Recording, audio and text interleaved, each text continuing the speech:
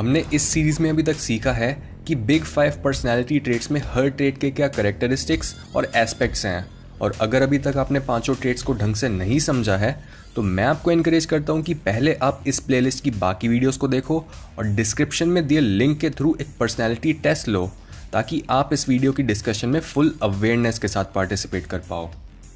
1900s की शुरुआत से ही पर्सनैलिटी से हमारी लाइफ पर होने वाले अफेक्ट्स को काफ़ी डीपली स्टडी करा जा रहा है, और तब से बिहेवियरल एक्सपर्ट्स और इवन रिक्रूटर्स इस चीज़ में इंटरेस्टेड हैं कि कैसे एक इंडिविजुअल की पर्सनैलिटी उसकी करियर चॉइस को इन्फ्लुएंस करती है।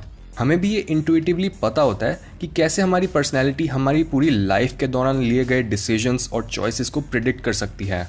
और अगर हमारी पर्सनैलिटी हमारी लाइफ को इस हद तक इन्फ्लुएंस करने की पावर रखती है तो ये भी ऑलमोस्ट सर्टेन है कि वो हमारे लिए उस करियर पैथ को चूज़ करने में भी हेल्पफुल होगी जिसमें हम सक्सेसफुल बन पाएंगे। हाउएवर, एक नए करियर पैथ को फॉलो करना बहुत लोगों के लिए डरावना हो सकता है, क्योंकि गलत करियर को चूज़ करने की कॉस्ट वेस्ट हुए टाइम और मनी की वजह से बहुत ज़्यादा हो सकती है। इसके साथ ही आजकल मॉडर्न टेक्नोलॉजी और ऑर्गेनाइजेशंस की वजह से इतने सारे करियर ऑप्शंस आ गए हैं जिससे यंग एंटरप्रेन्योर्स के लिए भी सक्सेस अचीव करना पॉसिबल हो गया। जहाँ पर कई लोग इसे एक पॉजिटिव आउटकम की तरह देखते हैं, वहीं इतने वाइड ऑप्शंस हमारे करियर रिलेटेड क्वेश्चंस और कन्फ्यूजन्स को और भी बढ़ा देते हैं। बट हम इसी कन्फ्यूजन को कम कर सकते हैं पर्सनैलिटी साइकोलॉजी की मदद से, क्योंकि एक करियर जो हमारी पर्सनैलिटी के साथ मैच करता है वो हमारी सेल्फ एस्टीम और हैप्पीनेस को बूस्ट करता है, और वो हमें एक अपॉर्चुनिटी देता है जिससे हम अपनी स्किल्स, नॉलेज और गिफ्ट्स के थ्रू दूसरों की लाइफ में वैल्यू ऐड कर पाएँ। अगर हम डिफरेंट करियर्स को क्लासिफाई करें तो सबसे पहले है मैनेजर्स और executives, second entrepreneurship, third social और non profit making professions, fourth है पब्लिक सेक्टर प्रोफेशंस, और लास्ट कैटेगरी में आते हैं साइंटिस्ट्स, रिसर्चर्स और इंजीनियर्स। मैनेजेरियल और एग्जीक्यूटिव टाइप प्रोफेशंस में काफ़ी सोशल इंटरेक्शन करना होता है, और उनमें एक ऐसा एटीट्यूड चाहिए होता है जो एक्सटर्नल एनवायरनमेंट के चेंजेस को एक्सेप्ट कर पाए। इसके साथ ही उनमें दूसरों से एफिशिएंटली और इफेक्टिवली काम करवाने के लिए सोशल डोमिनेंस भी चाहिए होती है, और कई बार मैनेजर्स को लिमिटेड टाइम के अंदर डिसीजंस लेने होते हैं, पैसों को मैनेज करना होता है और हर चीज़ को टाइम पर करवाना होता है, जिसके लिए स्ट्रेस मैनेज करने की एबिलिटी और इमोशनल स्ट्रेंथ ज़रूरी है। क्योंकि अगर एक न्यूरोटिसिज्म में हाई स्कोर करने वाला इंडिविजुअल मैनेजेरियल जॉब करना स्टार्ट कर दे तो वो प्रेशर में गलत गलत डिसीजंस लेने लगेगा, जो कि सिर्फ ऑर्गेनाइजेशन के लिए ही नहीं बल्कि उसके प्रोफेशनल करियर के लिए भी हार्मफुल होगा। जस्ट बिकॉज मैनेजर्स को अपने सीनियर्स के दिए गए काम को पूरा करवाना होता है, वो ज़्यादा वार्म, सोशल और नेगोशिएट करने के केपेबल होते हैं। इस टाइप के प्रोफेशन के लिए वो लोग सूटेड होते हैं जो पर्सनैलिटी स्केल में स्कोर करते हैं high in conscientiousness, high in agreeableness, low in neuroticism and average on extraversion and openness to experience. Secondly, entrepreneurship में चाहिए होती है एक ऐसी पर्सनैलिटी जो इनिशिएटिव्स ले और रिस्क लेने से बिल्कुल ना डरे। जो लोग नई फाउंडेशंस क्रिएट करते हैं वो हाईली ओपन होते हैं, और यही ट्रेट उनकी ऑर्गेनाइजेशन को मार्केट के चेंज होने के टाइम बचाती है। इसके साथ ही उन्हें सोशली इंटरेक्ट करना आता है और वो अपने मूव्स में काफ़ी डोमिनेंट होते हैं।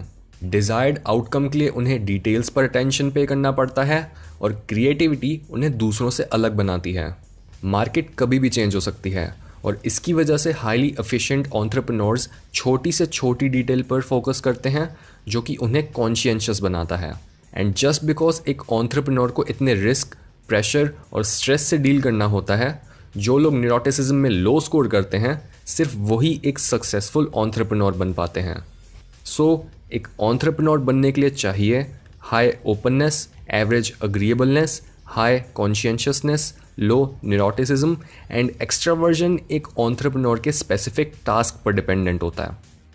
सोशल और नॉन प्रॉफिट मेकिंग प्रोफेशंस में हमें एक ऐसी पर्सनैलिटी चाहिए जो अपने रेस्ट और कंफर्ट को सैक्रिफाइस करके दूसरों की हेल्प करे। उन्हें दूसरों से इंटरैक्ट करना भी आना चाहिए, उनके इमोशंस इतने स्टेबल होने चाहिए कि वो ईजिली डिप्रेस ना हो। बट अगर वो न्यूरोटिसिज्म में ज़्यादा ही लो हैं तो वो दूसरों के लिए कुछ फील ही नहीं कर पाएंगे। बट शाय या सेल्फ सेंटर्ड लोग इस प्रोफेशन में सक्सेसफुल नहीं बन सकते, क्योंकि इसमें काफ़ी सोशल, फ्रेंडली और इंटरैक्टिव होना पड़ता है, जिससे लोगों को टाइम पर हेल्प या फिर सपोर्ट देने में किसी को कोई हिचकिचाहट ना हो। एक नॉन प्रॉफिट प्रोफेशन में काम करने के लिए हमें एक ऐसी पर्सनैलिटी चाहिए जो अग्रीएबलनेस और एक्स्ट्रावर्जन में हाई हो बट न्यूरोटिसिज्म में एवरेज हो। पब्लिक सेक्टर प्रोफेशंस हर स्टेप में सक्सेसफुल होने के लिए डिमांड करते हैं self discipline, self control, management और कॉन्शियसनेस। पंक्चुअलिटी और प्रैक्टिकलिटी पब्लिक सेक्टर ऑर्गेनाइजेशंस के की सिंबल्स हैं और चांसेस हैं कि इमोशनली केपेबल लोग अपने काम को अच्छे से और सही टाइम पर पूरा करेंगे रादर देन वो लोग जो स्ट्रेसफुल सिचुएशंस में फेल हो जाते हैं। ये दिमाग में रखना काफ़ी ज़रूरी है क्योंकि टाइम कंस्ट्रेंट्स की वजह से पब्लिक सेक्टर में काम करते टाइम रिलैक्स्ड और इमोशनली स्टेबल रहना बहुत ज़रूरी है। एक पब्लिक सेक्टर में सक्सीड करने के लिए एक ऐसी पर्सनैलिटी चाहिए जो कॉन्शियसनेस में हाई और न्यूरोटिसिज्म में लो हो। साइंटिस्ट्स, रिसर्चर्स और इंजीनियर्स को काफ़ी कॉम्प्लेक्स प्रॉब्लम्स और ऑब्स्टिकल्स के साथ डील करना होता है जिसके लिए उन्हें चाहिए होता है एक्सपीरियंस और उन्हें नई चीज़ों को समझने के लिए ओपन रहना होता है। ये एबिलिटी इंट्रोवर्ट्स में फ्रीक्वेंटली देखने को मिलती है क्योंकि इंट्रोवर्जन एक प्रॉब्लम को डिफरेंट एंगल्स से देखने में मदद करता है, पर दूसरी तरफ एक्सट्रोवर्ट्स अपने आसपास के एनवायरनमेंट के टुवर्ड्स उतने सेंसिटिव नहीं होते। इस प्रोफेशन में जो ट्रेड्स बेस्ट सूट करते हैं वो है high openness and low extraversion. इस क्लासिफिकेशन के थ्रू हम समझ सकते हैं कि हमारे लिए हमारे मोस्ट डोमिनेंट पर्सनैलिटी ट्रेड्स के अकॉर्डिंग कौन सा करियर बेस्ट रहेगा। बट अगर हमें इन रिजल्ट्स को और भी एक्यूरेट बनाना है तो हमें IQ को भी इक्वेशन में लेना पड़ेगा क्योंकि वो एक इंसान का IQ ही होता है जो उसके लिए एक जॉब की कॉम्प्लेक्सिटी को मैनेजेबल या फिर अनमैनेजेबल बनाता है। एक ईजी जॉब वो होती है जिसमें एक टास्क को सीखकर हमें बस उसे बार बार रिपीट करना होता है, बट एक कॉम्प्लेक्स जॉब वो होती है जिसमें हमें कंटिन्यूअल चेंजेस से डील करना होता है और जैसे जैसे हम डोमिनेंस हायरार्की में ऊपर जाते हैं वैसे वैसे फ्लूइड इंटेलिजेंस की डिमांड बढ़ती जाती है और हमें लिमिटेड टाइम में काफ़ी कॉम्प्लेक्स डिसीजंस लेने होते हैं।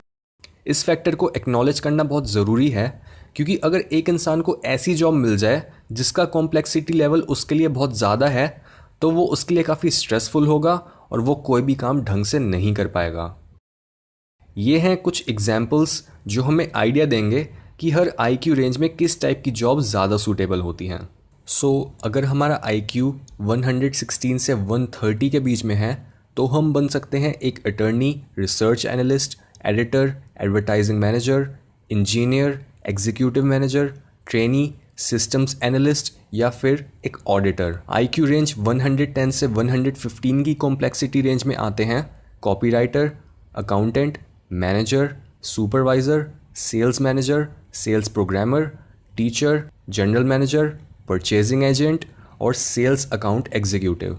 IQ रेंज 103 से 108 में आते हैं administrative assistant, store manager, bookkeeper, credit clerk, drafter, designer, lab tester, assistant manager, general sales, telephone sales, secretary, accounting clerk, computer operator, customer service rep, technician, automotive salesman और typist.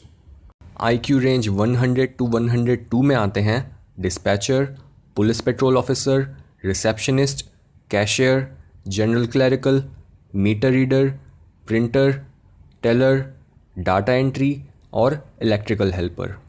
IQ range 95 to 98 में आते हैं machinist, food department manager, quality control checker, claims clerk, driver, delivery man, security guard, unskilled labour, maintenance, machine operator, arc welder, die setter, mechanic, medical और dental assistant.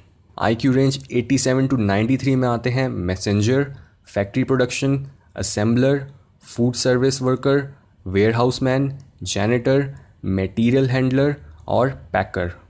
Again इस classification में भी observe कर सकते हैं कि जैसे जैसे हम हायरार्की में नीचे आते हैं वैसे वैसे जॉब्स ज़्यादा सिंपल होती जाती हैं और वो बस रिपीटेटिव टास्क्स पर बेस्ड होती हैं। एवरेज IQ 90 टू 110 के बीच में होता है और 130 से ऊपर के IQ वाले लोग generally physicists, college professors, MDs, mathematicians, scientists और चेस चैम्पियंस होते हैं और 87 से नीचे के IQ वाले लोगों के लिए कोई ऑफिशियल जॉब नहीं होती। इसके साथ ही हमने यहाँ पर एंटरप्रेन्योर्स को भी मेंशन नहीं किया है, क्योंकि एंटरप्रेन्योर्स सिंपल रिपीटेटिव टास्क्स भी परफॉर्म करते हैं और सबसे ज़्यादा कॉम्प्लेक्स टास्क भी।